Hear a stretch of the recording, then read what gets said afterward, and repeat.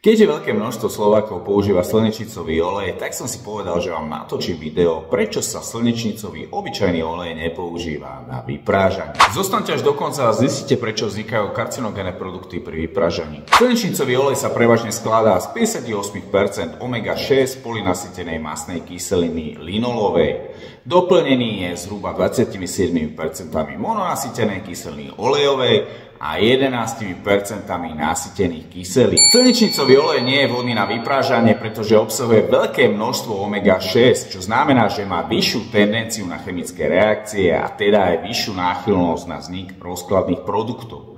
Ich spoločnou vlastnosťou je schopnosť reagovať v ľudskom tele s molekulami DNA alebo bunkovými štruktúrami.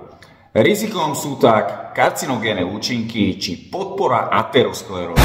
Ale existuje špeciálny slnečnicový olej, ktorý sa volá HOSO a ten obsahuje od 80% do 86% kyseliny olejovej a naopak obsahuje iba 2,6 až 8,4% omega-6 kyseliny linolovej. A tento špeciálny olej HOSO je vhodný na vyprážanie. Takže za mňa, keď chcete vyprážať na slnečnicovom oleji, tak si zaobstarajte HOSO. A keď nebudete mať HOSO, tak druhá najlepšia voľba je olej repkový.